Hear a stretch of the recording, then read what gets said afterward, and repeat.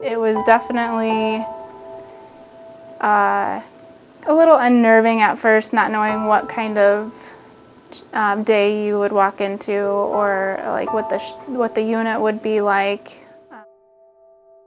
In a lot of ways, we don't know much about COVID, so the doctors are just trying this, trying that, seeing what it sounds like has worked.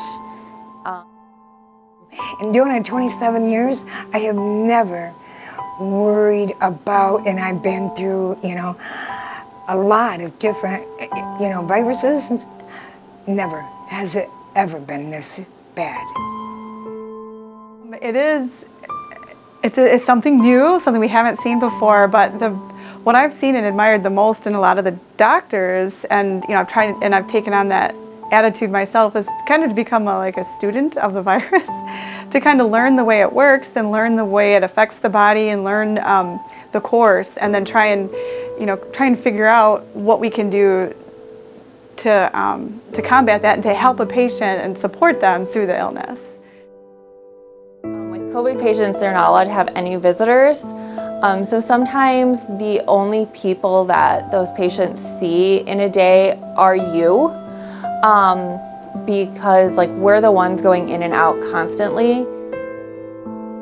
The COVID we've discovered is very long-lived. A lot of the patients we have takes so long to get better that the ones that we do get to interact with, because a lot of them are intubated and sedated and all that for a long time, but when we actually start getting better, get to interact, we get to find out who they are. We get to see what they value and all that. We had a gentleman that was here for over a month and a half. For a long time, I hate to say, I think a lot of staff just didn't expect him to make it through.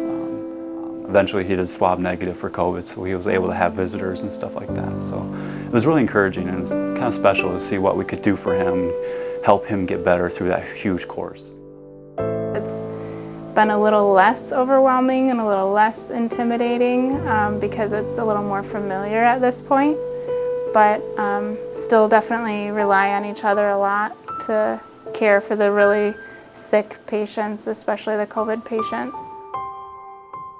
I see it every day, and it would definitely help slow this down and get rid of it if we're wearing our masks and washing hands and practicing our distancing, and because I don't want to see anybody else in here with COVID, or in general. I want to see people happy and healthy, so I would definitely take this seriously.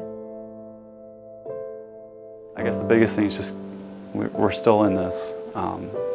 Even though things have gotten better, at least in this area, things are still doing pretty good. It's still a risk. And people forget that, I think, as they get complacent and get restless.